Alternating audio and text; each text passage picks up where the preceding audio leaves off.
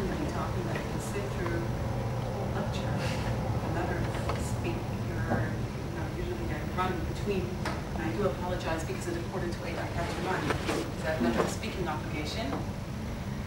I was listening to Rabbi Riskin's fascinating words, and I would like to shed my personal feminine perspective on this, and in order to do so, I would like to focus on several midrashim. This is my thing. I like to study midrashim, which are the more philosophical aspects of the Talmud, as being quoted by our sages. And I would like to speak about the interpretation suggested in certain midrashim, traced back 2,000 years ago, to very interesting verses in the Torah that deals with the names of the woman.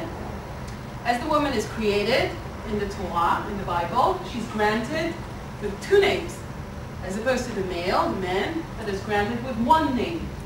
I'm leaving aside the name Adam, because at least according to our sages, the name Adam does not necessarily apply solely for the male, but rather is a portrayal of one creature which encompassed both a male and a female within. Later on, the woman is taken out of this Adam, and the man is the leftovers, and that's why the title Adam sticks to the man, but we'll leave that aside. But rather, I would like to speak about the real names. The name of Adam is the name Ish, the name of the male, whereas the woman is granted with two names. The first name is Isha, and then the second name is Chava. Now, who grants her the first name Isha? God. Definitely God grants her the name Isha. This name appears for the first time in the second chapter of the Torah, of Sefer Bereshit. The Torah portrays Adam being put to sleep, first surgery to be conducted with full anesthesia. The Isha is being taken out of this, and she is called Isha by God. Later on, the man, the Ish says also, Lazot ikare Isha ki mi Ish lukach hazot. This is the Isha, but she's titled Isha by God before the man calls her this way.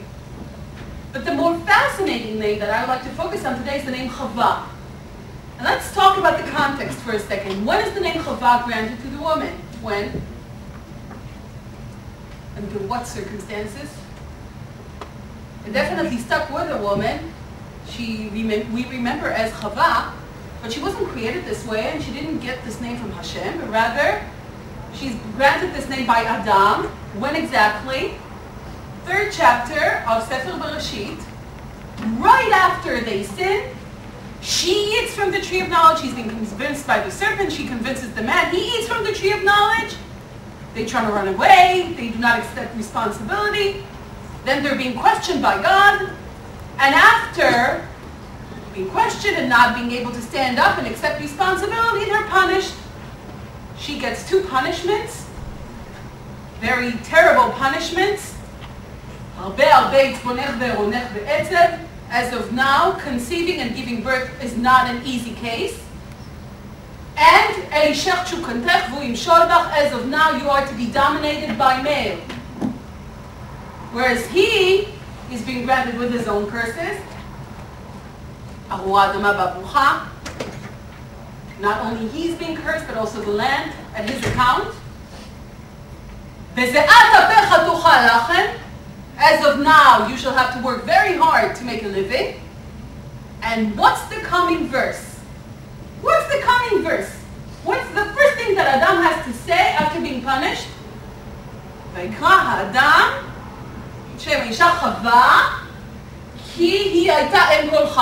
her Chava. I have to say that as a teenager, I was intrigued by the context. I remember I would read those psukim. Now as a mother of young kids, I always think of this. My 3-year-old, my youngest, when I get upset at her, it's very difficult to get upset at a 3-year-old, but it is my obligation to educate her. So when I say to her, why did you do this? She would go to her 7-year-old sister and smack her.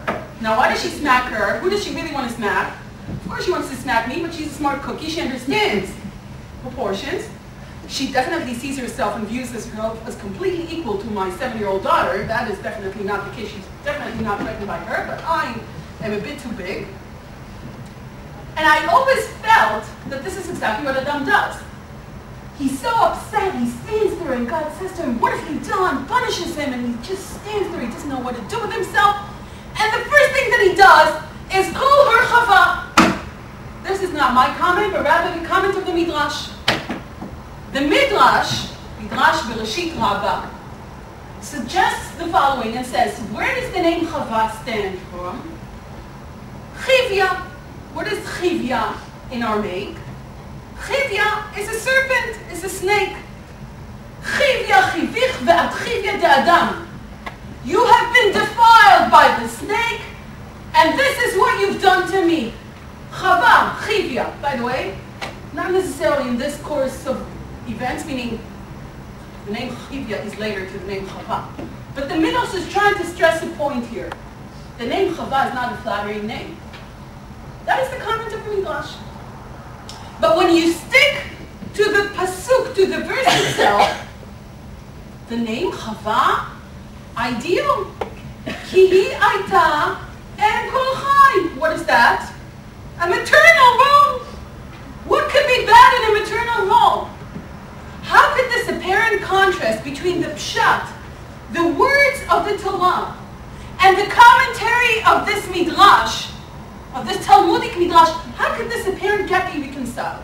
And that is my question for you today.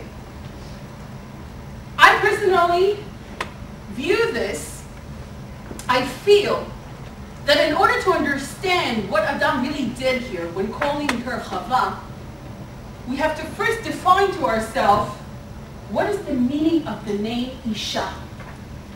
Why is it so important for me to stick to meanings of names? Names in the Bible are very symbolic. It's not just a title.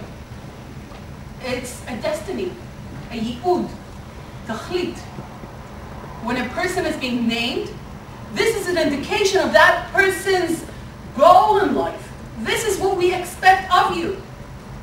God calls her Isha. Man calls her Chava. Chava we know, ki hi aita em kol chai, maternal goal. Again, beautiful. What woman would like to give that up? But God doesn't call her Chava. He calls her Isha. So what? Is this a startup that God didn't think of? For her to be a mother? Why is this destiny granted to her by man and not by God? Let me ask another question. If Isha is not Chava, and there's an equivalent to an Isha, right? That's the Ish. But there's no equivalent to Chava. So where's the father in all this? There's a maternal role, but where's the paternal role? I don't see that. You may say, well, Judaism, women are tied to their children. That's nice.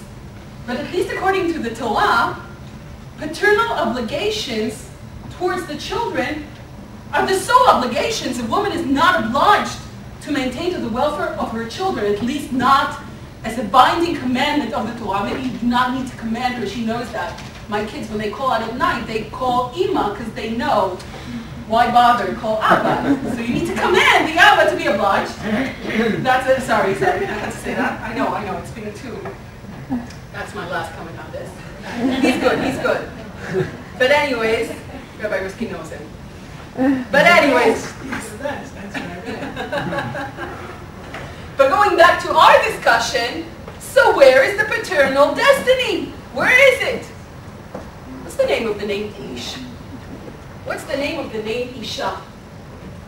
There's a very famous Talmudic phrase which states, Ish ve'isha zachu, shchina benehem, lo zachu esh ochaltam. Ish and Isha, I'm not saying man and woman because I do want to stick to the Ish and Isha format here. If they're married, they complete the name of Hashem, the name of God. The name Ish includes Aleph and Shin, which is fire, and then Yud, which is one of the segments of the name of God. The name Isha includes Aleph and Shin again, and then Hey. What? And Yud and Shin. Exactly. Yud and Hey, put them together, that's the name of God. Zachu Shechina b'neihem. If not, they're to be eaten, consumed by fire. There's a very famous commentary of Rabbi Yitzchak Arama in the 15th century who states that from this we learn that the name Isha is a spiritual goal. Just like the name Ish. This is a spiritual expectation. By the way, in the 15th century, he says about the women, "V'kamohu tuchal lehavin u'le'askim b'divrei sechel v'chasidut." This is the destiny of the woman. She has a spiritual destiny. But again, according to this explanation, I keep asking then, why didn't Hashem think, why didn't God think of granting her with also a maternal goal? Many questions to ask. By the way, when she's being granted that name Chava, is this the first time we encounter potential reproducing and bringing children to the world in the Torah? We already encountered this in the first chapter. When God creates the male and the female, He blesses them with the words, what words? Pru uvu, you shall multiply. So she was a mother way before He called her mother. So what's the chidush in the name Chava? That's my question. Since I don't have much time, I would like to suggest an interpretation based on another Talmudic midrash